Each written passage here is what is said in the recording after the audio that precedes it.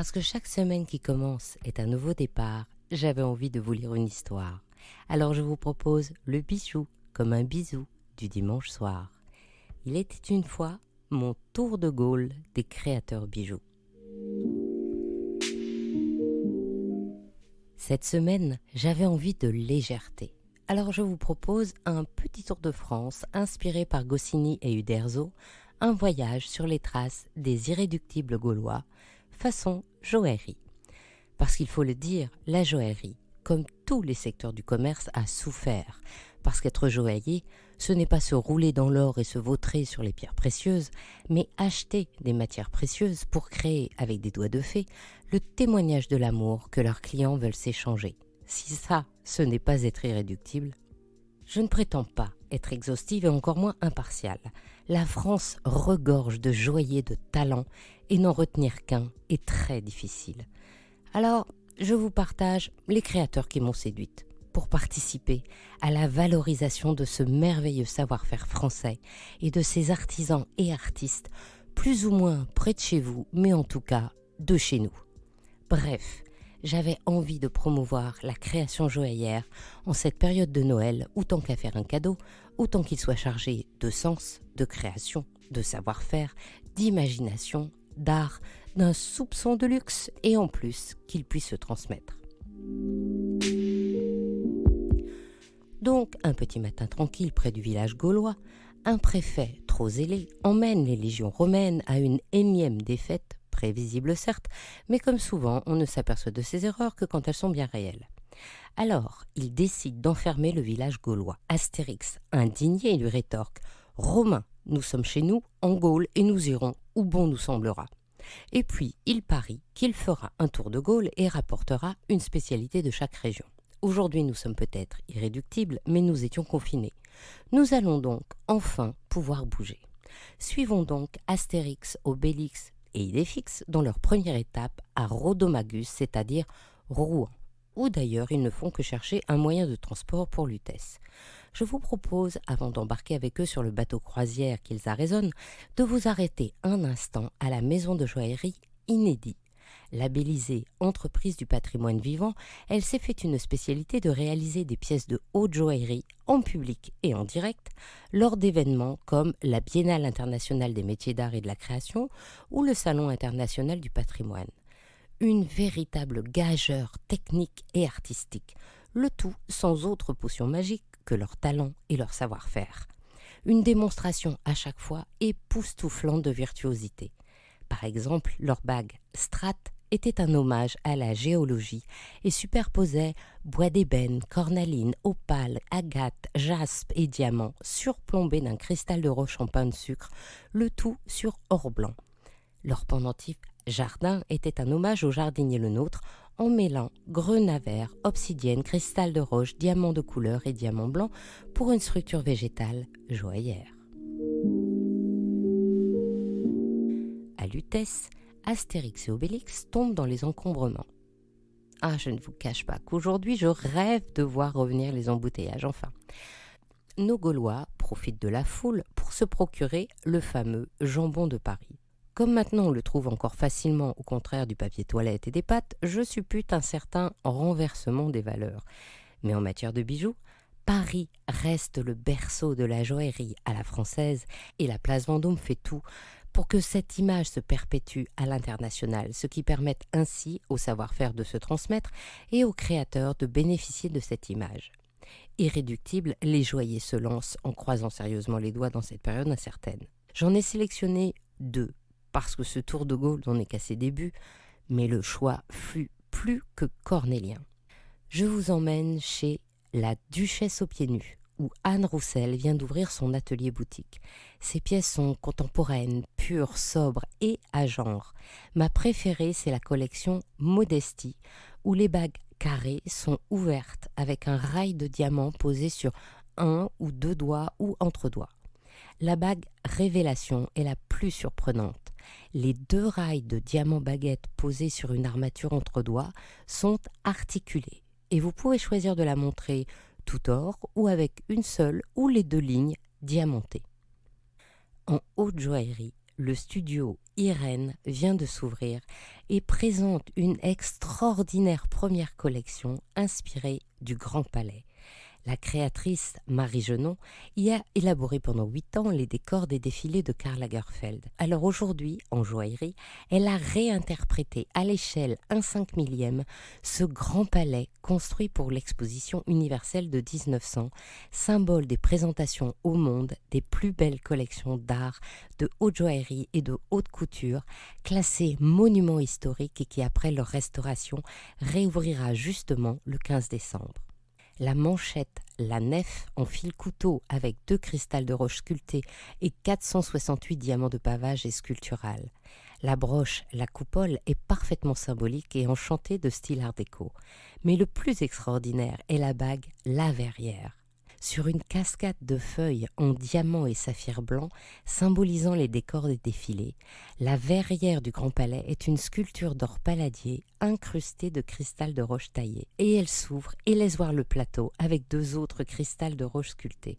La couleur de l'or et la multitude de diamants brillants, princesses, tapeurs, nous rappellent l'élan créatif initial de la conception du Grand Palais. Une ode à Paris. Sur les traces d'Astérix et Obélix, nous arrivons à Camaracum, c'est-à-dire Cambrai, où chacun sait que les spécialités sont les bêtises, dont gauloisement, les confiseries à Chin et d'Espinois se disputent toujours la paternité. Moi, c'est le joaillier Pascal Herlin qui a attiré mon attention. Après ses études à l'école de joaillerie de la rue du Louvre, il fait ses classes place Vendôme avant de retourner dans sa ville d'origine, qui est aussi la mienne. Comme beaucoup de joailliers en France, il crée sur mesure et ses bijoux reflètent le goût de ses clients. Cependant, ses réalisations se caractérisent par un style souvent sobre et surtout puissant, qui se remarque particulièrement dans une bague armure, lisse et forte, ronde et solide et bien sûr articulée. Sa bague vague, pourtant très différente, allie la souplesse d'une forme ruban à la structure ferme de l'or plat qui s'ouvre sur une perle noire en suspension. Si nous poussons jusqu'à Valenciennes, c'est pour voir Sébastien. Eh oui, son prénom est sa marque. Chez ce joaillier au style iconoclaste, j'ai admiré une manchette appelée Mercure, extrêmement graphique, tout en légèreté, où une tourmaline melon d'eau rectangulaire est éclaboussée de quelques diamants blancs, et aussi les boucles d'oreilles cascades en or palladier avec d'hypnotiques topazes Blue London en poire et en liberté, comme un embrun dans une écume de diamants. Et sa bague solitaire Titou est une plaque incurvée dans laquelle le doigt se glisse et qui laisse voir la gemme détachée du doigt par une petite tige d'or, comme si on ouvrait le livre de la vie pour y trouver un trésor. Quand nous rejoignons du Rocortorum, c'est-à-dire Reims, nous retrouvons nos Gaulois en quête de vin et de champagne. Comme vous le savez, la production de vin tranquille existait dans cette région dès le Moyen-Âge et Henri IV, et puis donc Pérignon, assurèrent la renommée du vin pétillant qui célèbre les grandes occasions. Moi, je vous emmène chez Geoffrey Joaillier. Ce maître artisan d'art a la particularité de mener une réflexion sur les pierres, comme les saphirs d'Auvergne, et surtout sur la transformation des bijoux. Son bracelet valse d'automne aux couleurs mordorées de grenat, saphir jaune et diamant se transforme en broche ou en barrette. Sa bague universalis en diamant se déploie en bracelet et sa parure, mon évidence, est composée d'une bague et surtout d'un gracieux collier gorgerin articulé et bucolique où se mêlent quartz brasiolite, nacre abalone et nacre blanche des Philippines, tourmaline, améthyste, péridot, aigue marine, saphir jaune et rose, diopside et apatite, saupoudrés de diamants dans un enchevêtrement floral où les papillons qui y lutinent se transforment en broches et boucles d'oreilles. Quand Astérix et Obélix passent à Divo-du-Rhum, c'est-à-dire Metz, ils ne voient que la ville de garnison, où d'ailleurs ils se font enfermer, brièvement bien sûr.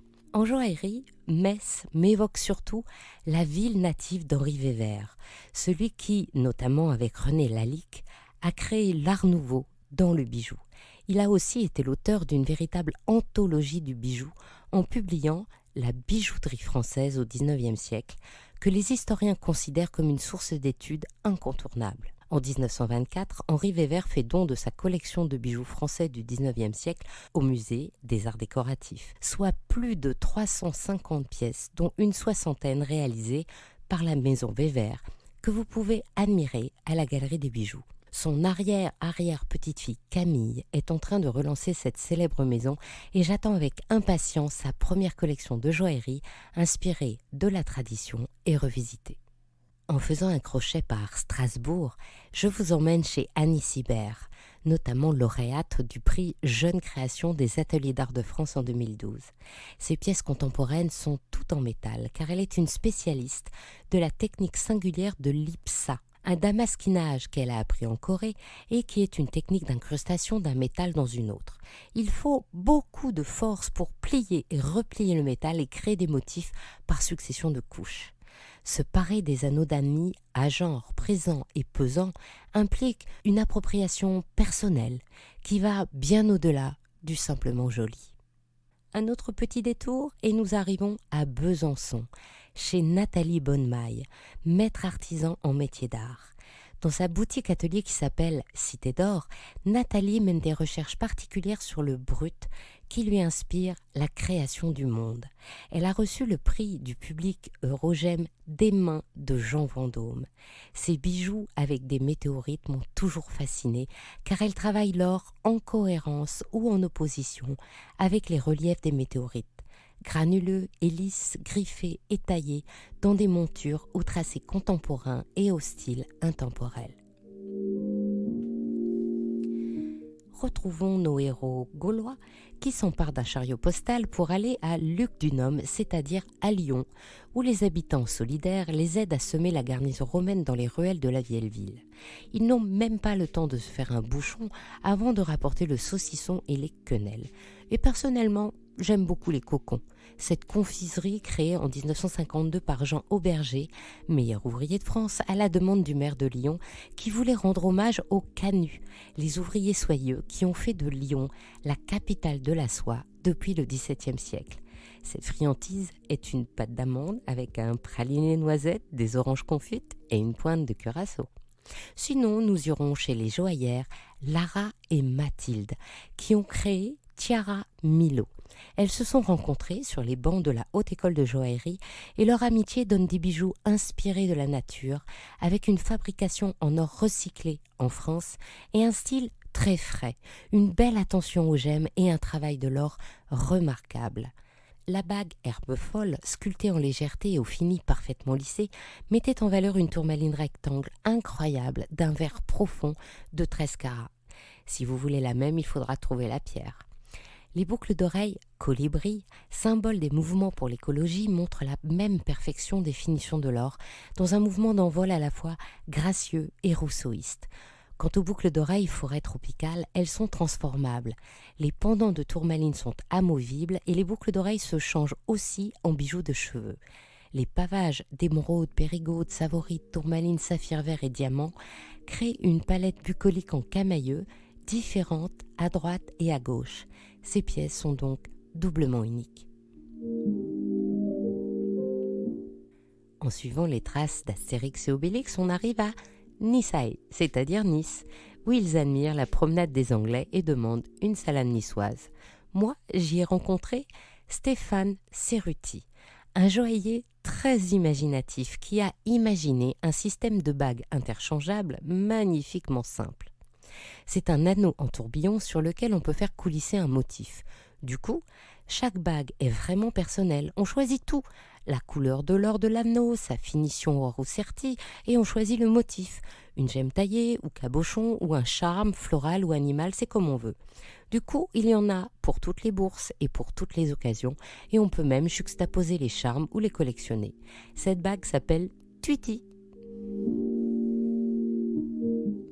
À la taverne des Nautes, accueillis par un César qui offre sa tournée de pastis, Astérix et Obélix attendent la préparation de la bouillabaisse, spécialité de Massilia. Pendant ce temps, je vous emmène chez Nathalie Dmitrovic, dont les bijoux sculptures sont immédiatement reconnaissables. Je trouve que la bague Enlace-moi, en titane et diamant bleu, est typique de son style.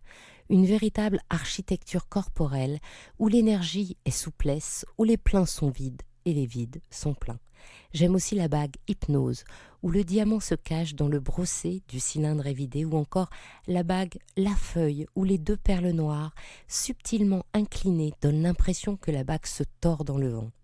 À Marseille, dans son atelier confidentiel, Nathalie Dmitrovic reçoit aussi d'autres créateurs, ce qu'elle aime.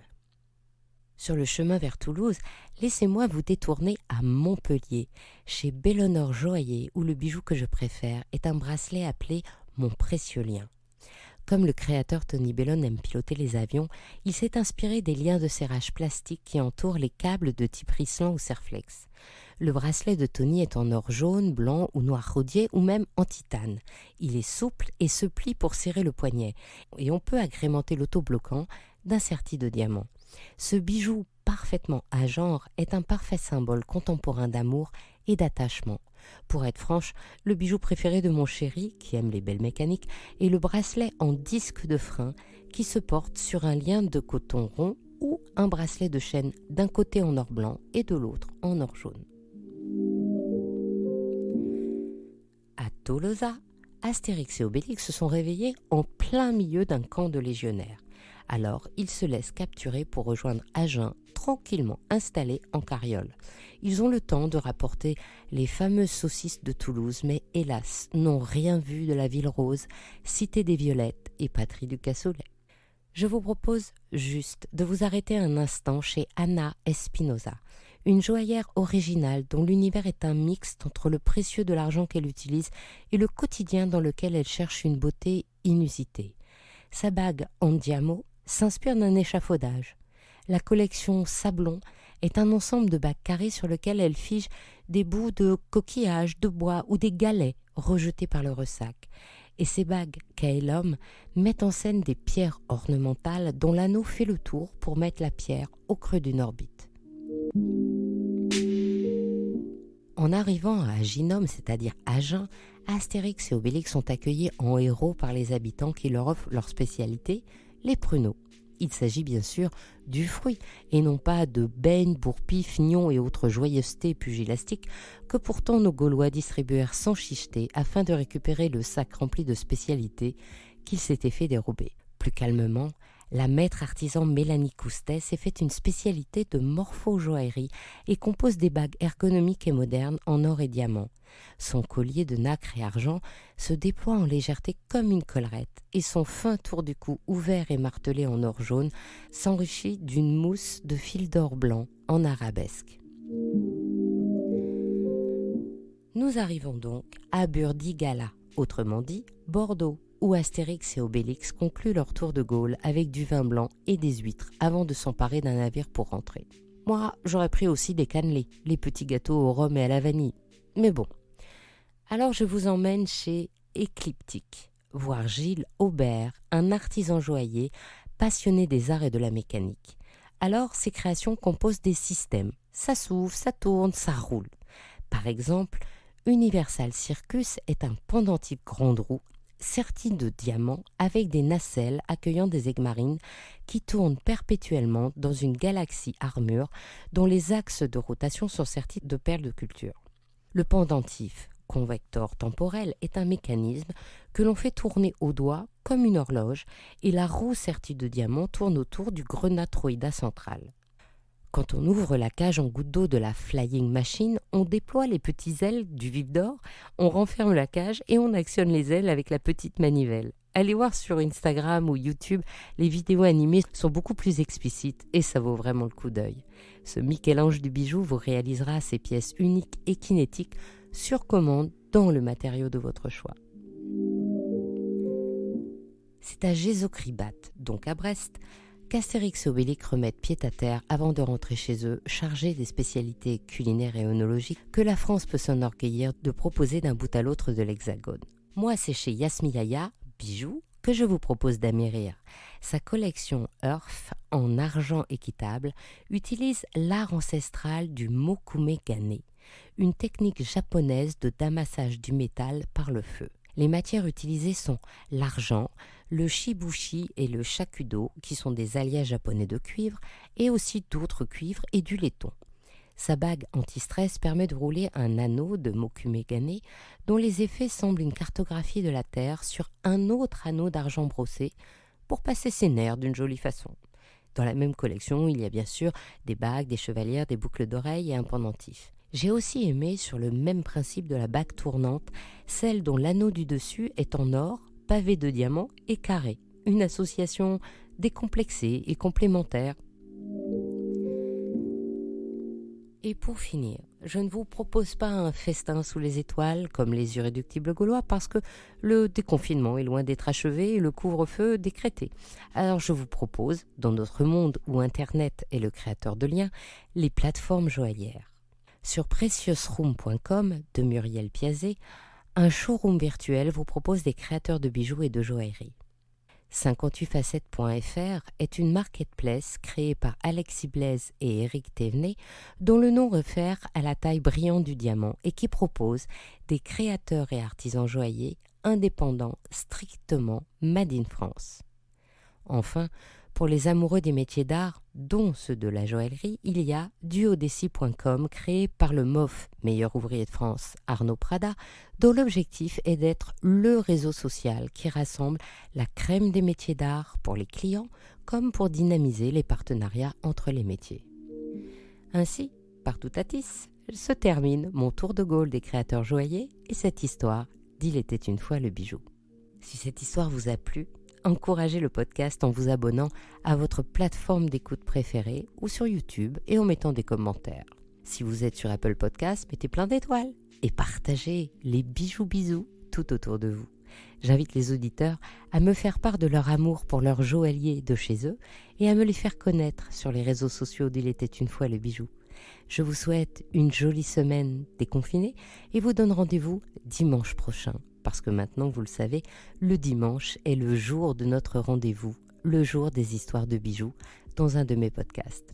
Cette fois, nous nous retrouverons dans le podcast « Il était une fois le bijou » pour le 3e épisode sur l'exception joaillère, où nous retrouverons, de l'autre côté de mon micro, l'artiste joaillier Jotissé Roger Broussard. Créateur indépendant à 21 ans, il remportait à 27 ans sa première commande royale et à 28, il exposait à la Biennale du Grand Palais. Alors je lui ai posé cette question toute simple et pourtant complexe, comment crée-t-on un bijou d'exception ? La réponse, dimanche prochain. À bientôt pour un prochain bijou, un nouveau bisou du dimanche soir.